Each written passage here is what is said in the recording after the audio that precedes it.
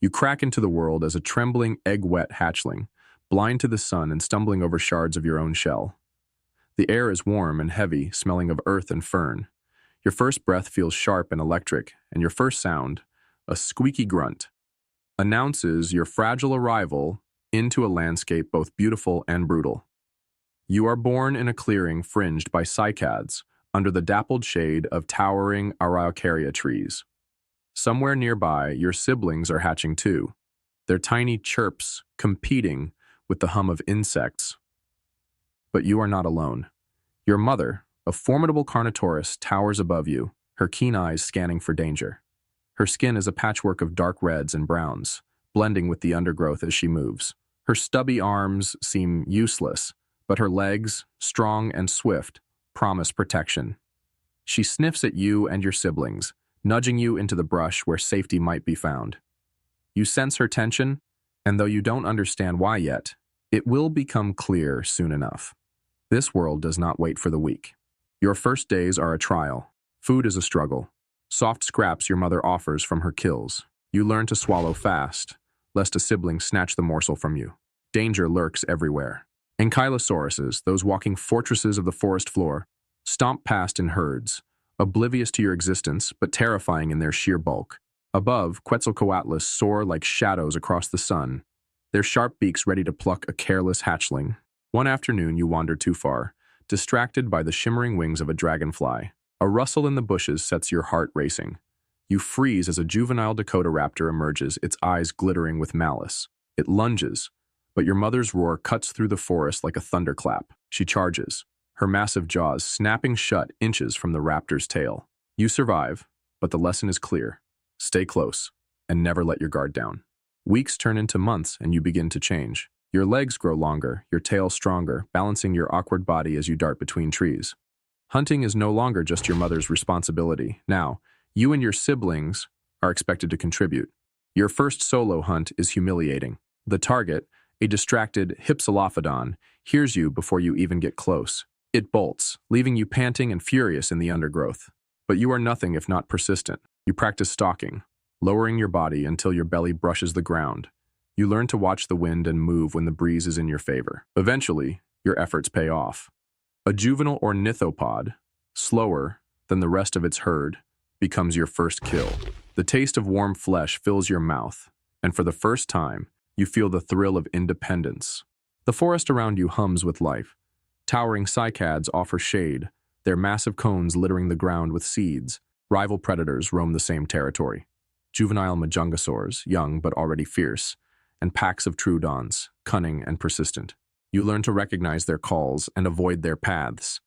As months turn to years, your body fills out, muscles rippling under your scaly hide. Your horns, once stubby nubs, curve into sharp, menacing points.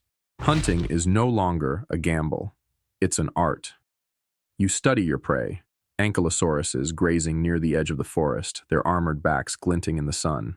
They're nearly impervious to attack, their tails ending in devastating clubs. But you learn patience.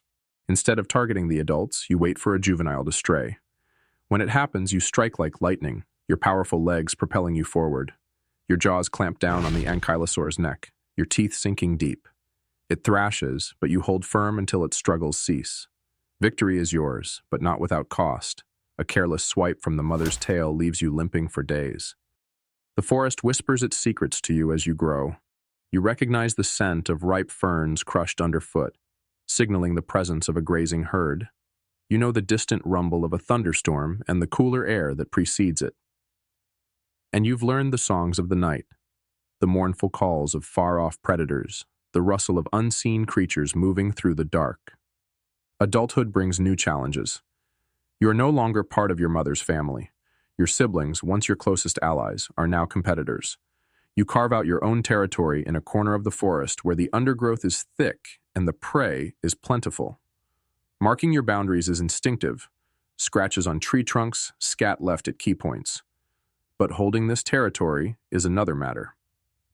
A rival Carnotaurus challenges you one day, his horns glinting like knives in the sun. The clash is ferocious. You roar, lunging forward, but he sidesteps, his tail whipping around to strike your flank. Pain flares, but you refuse to back down. Your horns lock with his in a brutal struggle for dominance. Finally, you manage to shove him off balance, your jaws snapping shut dangerously close to his throat. He retreats, leaving you bloodied but victorious. With your territory secure, you turn your attention to finding a mate. It's not an easy task. The calls of distant females reach you, their low, resonant sounds carrying through the forest. You follow the scent trails they leave, hoping for a chance to prove your worth. One female, sleek and powerful, catches your eye. She is wary, testing your patience as you display your strength, stamping the ground, roaring, showing off the curve of your horns. It works. She chooses you, and for a time, the two of you share the same territory, hunting together and defending it from intruders. The bond is not permanent, such is the way of your kind, but it is a partnership that brings new life. Her nest, hidden among ferns, holds a clutch of eggs that shimmer in the dappled light. You guard it fiercely, knowing the fragility of this next generation. Time passes. The forest changes with the seasons, the ferns dying back in winter's chill and flourishing again in spring's warmth. You adapt, learning to hunt in the sparse months when prey is scarce. Age brings wisdom, but it also brings wear. Your once shiny scales grow dull, and old injuries ache with the change in weather. One day you face a younger Carnotaurus, his horns sharp and his stride confident. The fight is inevitable. Though you give everything, it becomes clear you can no longer match the strength and speed of youth. Defeated, you retreat, your territory claimed by another. It is a humbling moment, but not a bitter one. You find a quieter part of the forest where you can live out your days. The roar of the younger Carnotaurus echoes in the distance, but you no longer feel the need to answer. Instead, you watch the forest with a new perspective, noticing the way the light filters through the trees, the way the wind whispers through the cycads. Your strength wanes, but your mind sharpens. You recognize the patterns of the world around you, the endless cycles of growth and decay, victory and loss. One evening, as the sun sets in a blaze of orange, you lie beneath a towering Araucaria tree, your breathing slow and steady. The sounds of the forest fill your ears, the rustle of leaves, the distant calls of predators, the chirping of unseen insects. You are no longer the powerful hunter you once were, but you are at peace. The forest has shaped you, challenged you, and embraced you. As you close your eyes, you understand that your story is just one of many, part of a world that will continue long after you are gone. Somewhere, a new Carnotaurus is hatching, its squeaky grunts announcing its arrival into the wild. The cycle continues. And so you rest, a part of the endless rhythm of life.